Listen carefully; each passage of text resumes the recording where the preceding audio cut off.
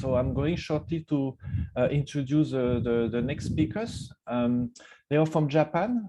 They are going to talk about this AI crowd participation. So you can see Suguru and Sarah now on the screen. So they are both working in Japan, and they are both working for Guy Camperter over there.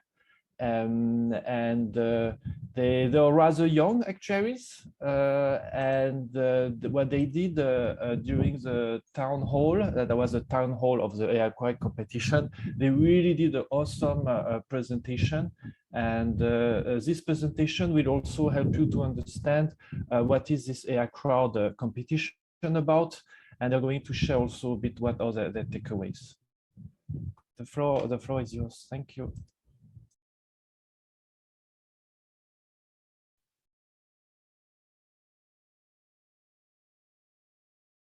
Yeah, thanks, Frederick. Hi, everyone. Thank you very much for having us to this session. I'm Suguru. Sarah, the other presenter, and I will present how we took a leap into machine learning as actuaries. To begin with, I will give you a brief introduction. We are colleagues from Guy Carpenter, Japan, as Frederick mentioned, which is a reinsurance broker firm. Sarah and myself are actuary and in charge of reinsurance pricing. Kotaro, who is not here, is also a member. So we have a data science team internally. We love to try something new, learn machine learning techniques. So we are interested in data science, machine learning, but we are super beginners in the competition.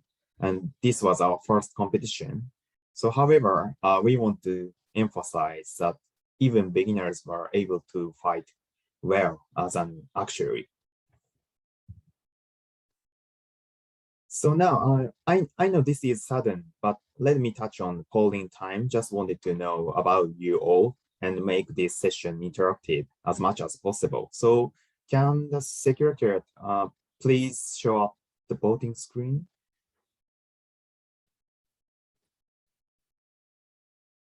Or anyone? Oh, thank you. So yeah, just wanted to ask you. So the question one, are you interested in participating in data analytics competition? Just yes or no. The second, have you participated in data analytics competition before? Yes or no. So lastly, so two people who are interested in data analytics competition, but not ready to participate. Then what is the biggest issue or barrier for you? No time, concerns about knowledge and programming skills and so on. Don't want to do it alone. So whatever else, other. So yeah, it will be helpful to click each radio button and send.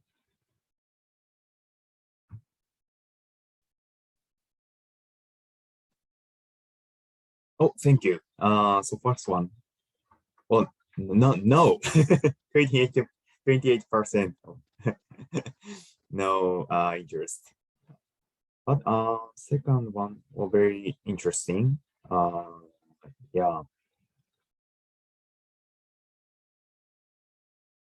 So just 12% are participating in such competition. And third one, the biggest issue is looks like concerns about knowledge and programming skill. Well, thank you very much. Actually, we also presented at the Japan Actuarial Annual Conference on the other day and posted the same questions. So just wondered, there is a regional difference, but very similar, and same here, Japan. So thank you very much for your cooperation. I think it will be helpful in the panel discussion follows. Yeah, so now the agenda. First of all, I would like to talk about the overview of the competition. So as you can see below this slide, the competition was hosted by AI Cloud, and it was called Insurance Pricing Game, Motor Insurance Market Simulation. Next, Sarah will talk about our submitted model and the final result while sharing our experiences. Finally, I will share our findings through this competition and conclude. So yeah, overview of the competition. So in the data analysis competition, tasks on the business and the research issues that companies are taken up, and participants analyze the data posted by the organizer, build various models, and compete. The submitted models and the results will be ranked according to predetermined evaluation metrics, and some competitions will give prize money and titles to the top winners. This competition is run by AI Cloud, as I mentioned before, and Imperial College London. And it's sponsored by actuarial institutions such as IAA, SAS, and CLS, and so on, as well as reinsurance companies such as Swiss Re and insurtech companies such as Actuaries. A slightly less than 2,000 people from over 50 countries attended, many of whom are actuaries and data scientists working in the insurance industries. The period was about 11 weeks from mid-December 2020 to mid-March 2021, and the total prize amount was $12,000. So as for the rules of the competition here, the participants or teams are insurance companies that underwrite auto insurance, and they build pricing models from given claim data, which is training data, and compete with other teams for profits against the testing data. In other words, a hypothetical insurance market will be constructed. In this market, we follow the cheapest wins market rule, that customers will buy insurance from the insurer that offers the lowest premium without considering factors that could be compared in the realistic market, such as coverage contents and past performances.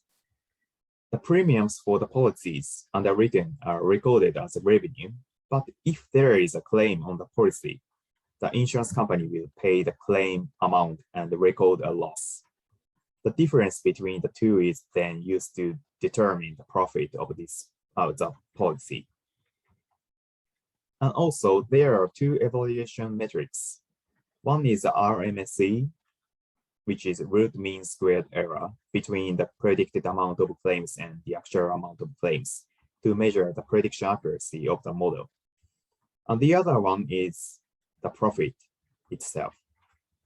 Only the latter determines the final rankings, and you will get feedback on your model once a week, and you can check the RMSE each time once you submit your model. So I am now going to explain the cheapest wins market using a brief example.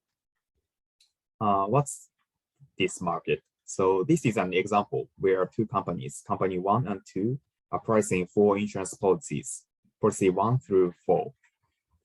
So for instance, looking at policy 1, since company 2 offered lower premiums than company 1, so that is 90, less than 120. Policy 1's customers will purchase company 2's insurance, and company 1, company 2 will record 0 and 90 of revenue, respectively. Policy 1's customer will be insured by company 2. On the other hand, policy 1 has 100 claims, and therefore company 2 will incur loss. As a result, the profits of company 1 and 2 for policy 1 are 0 and -10 respectively. Yeah, so which results in the profit of company 1 is higher than 2. In the same way, when we look at anti-policy 4, we see that company 2 has better prediction accuracy, but company 1's profit is higher. So it can be expected that high prediction accuracy does not always lead to high profits. In order to aim for the top position, we need to estimate the expected claim amount for each insurance policy appropriately. First, offer a competitive price that will enable us to win the policy, and then increase the profit. So next slide shows data and feedback. The data used in this competition are anonymized claims data for the last 5 consecutive years on approximately 100,000 auto insurance policies of some European insurance company.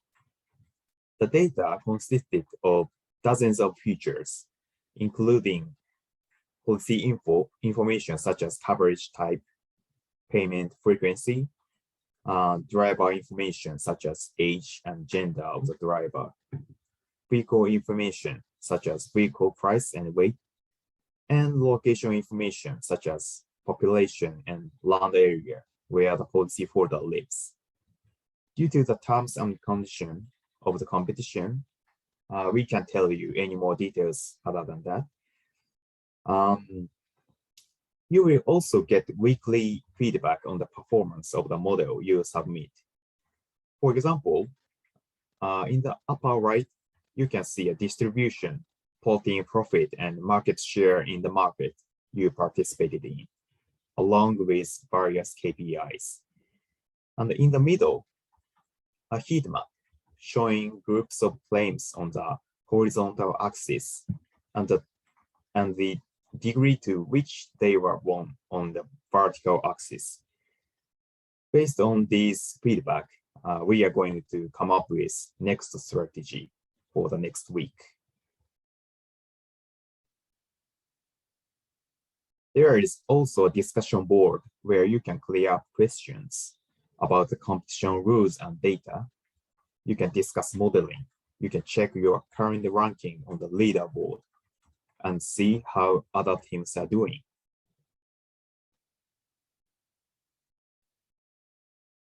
After about 11 weeks, the final deadline came, and about 2 weeks later, a town hall was held online, where the final results were presented, the best models were introduced, and a panel discussion was held.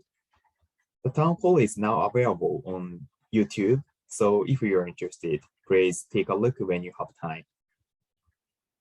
Now, yeah, we come to the next section. I'd like to pass it on to Sarah.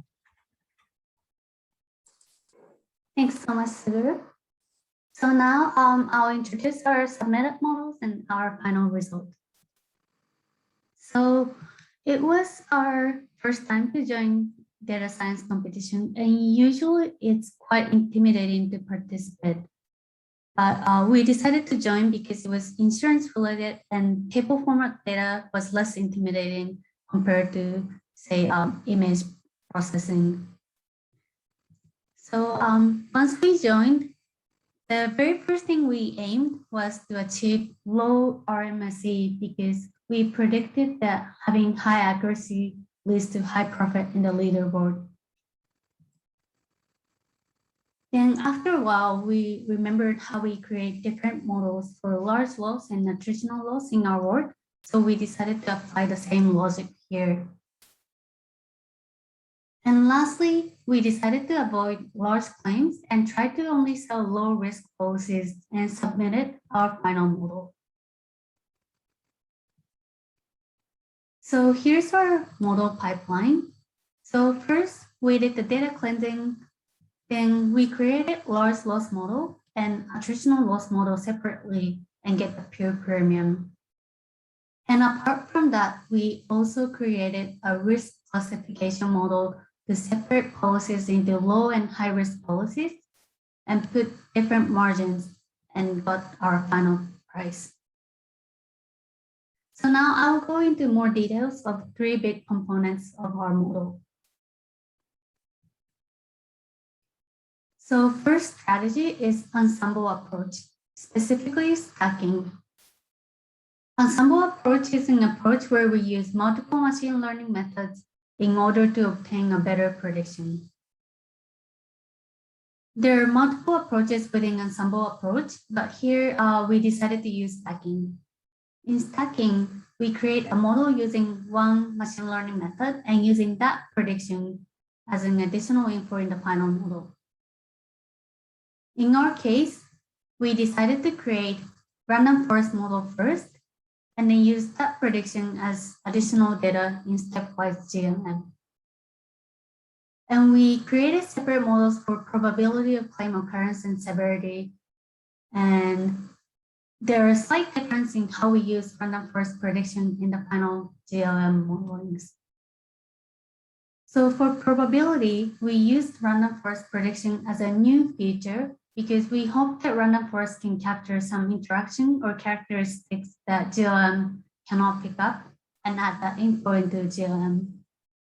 On the other hand, we use random forest prediction as an offset term for the severity modeling. When we have known values that we want to add in GLM, but want to use it without unknown parameter beta, then we can use offset term.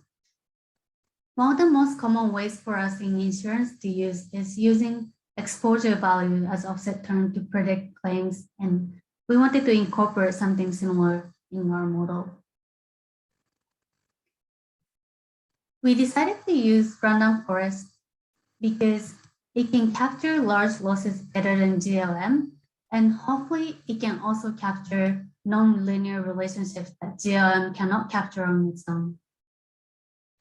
Additionally, hyperparameter tuning is relatively easy because of the number of hyperparameters, and we could get reasonable predictions with some default numbers. Next is loss element decomposition. We decided to create separate models for attritional losses and large losses.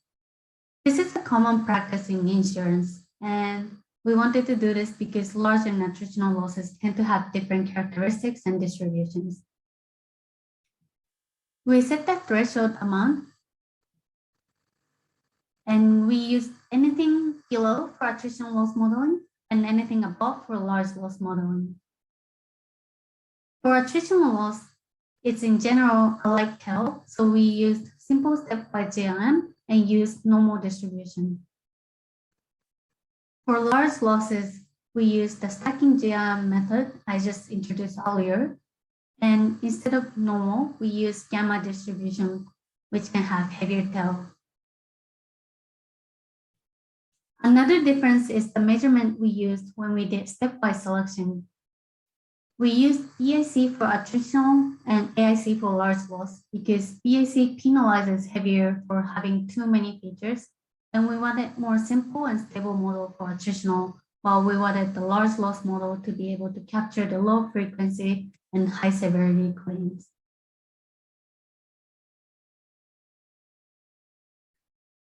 And lastly, let us introduce our pricing strategy. Throughout the competition, we realized that the accurate model does not always equal to having higher rank in the profit leaderboard. So what we decided to do is avoid selling any policies that could have any claims and just sell the zero claim policies. To do that, we use random forest classification model to flag which policy we want to sell and which we don't. And by having the probability of that policy having no claim, we set a very conservative threshold to decide which policy to sell. And from there, we sold all the policies we want to sell at pure premium we got from our model without any margin. And for the ones we don't want to sell, we just put infinity margin so that we don't accidentally be the cheapest price and sell the policy. We ended up with this strategy because as the weeks went by, we realized that the ones on the top of the profit leaderboard had very small market shares. And seeing that, we thought that they're not offsetting their large losses by selling as many no-claim policies as possible, but just not sell risky policies to begin with. However, seeing the final result, we realized that teams at the top of the leaderboard were predicting the large losses pretty accurately and adding appropriate margin so that even if they have to pay out large losses, they still make profit from said policy.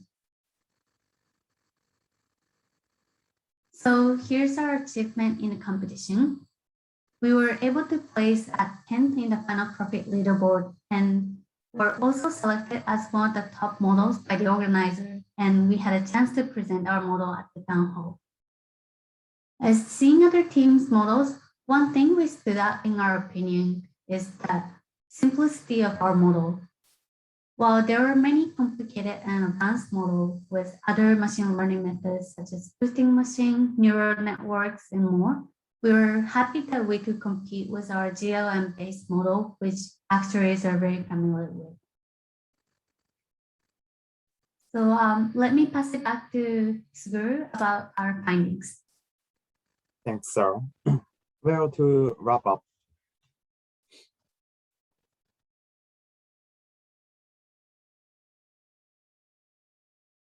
so by combining GLM and the random forest through stacking methodology, we think we are able to create a model that is more likely to be accepted to the insurance industry due to its interpretability and accountability.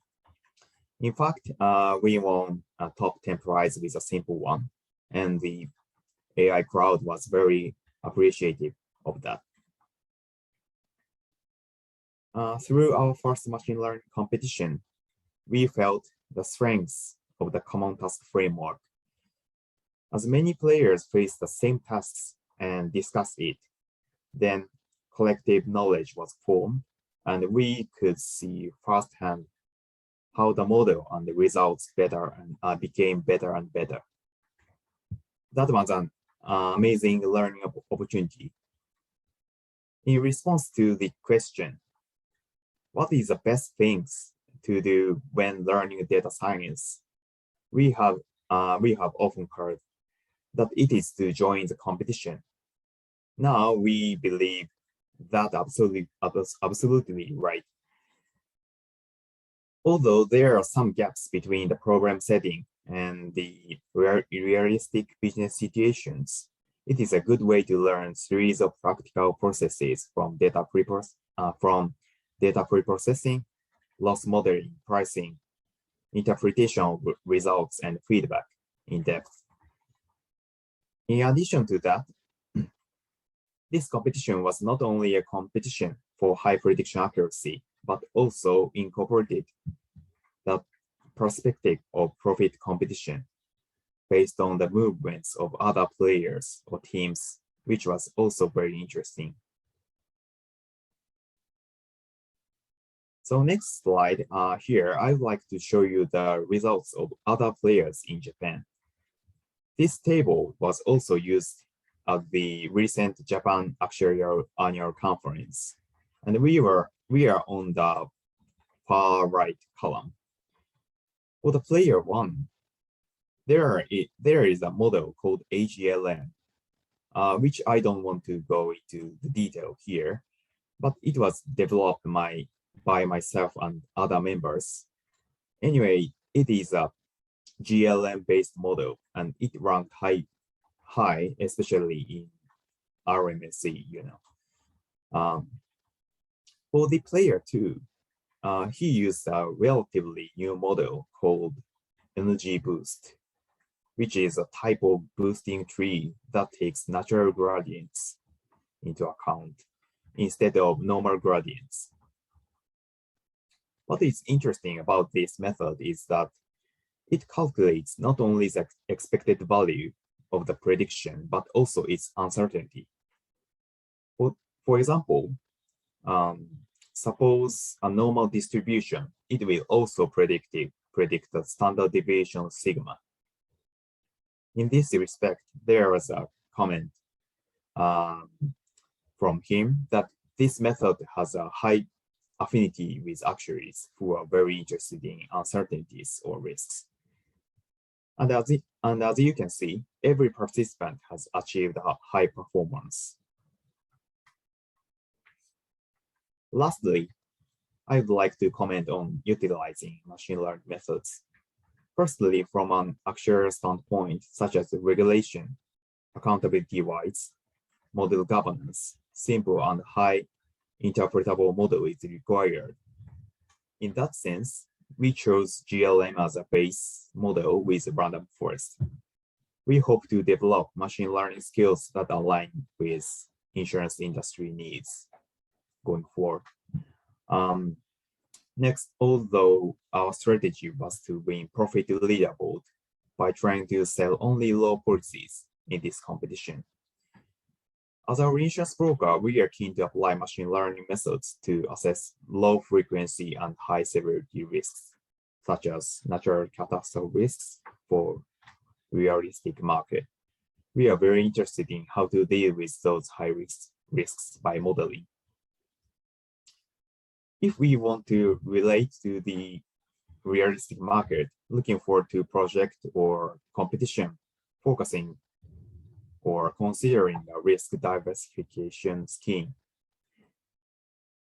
it doesn't always work as such the cheapest wins game situation. We want to bring the machine learning techniques to the more realistic business, which is facing to the inadequacy of the data, or high risks also should be included for the profit consideration. Anyway, though it was our first time to take part in data science competition, very, very good opportunity.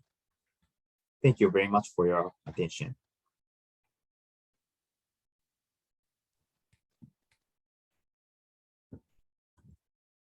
Thank you, Sarah and Suguru, for this great presentation. Real pragmatic takeaways. That's great. And for the Q&A session, as mentioned earlier, you can post your Q&A question whenever you want at the bottom of your screen, and we will go through during the panel discussion. So what I can just comment here, what I really like in the presentation is we can see how creative we can be when we build such a model for competition. And I think the audience will be able to see that with the coming two presentation with very different model, different approach, different consideration. So this creativity, I really like it. And thank you again, Sarah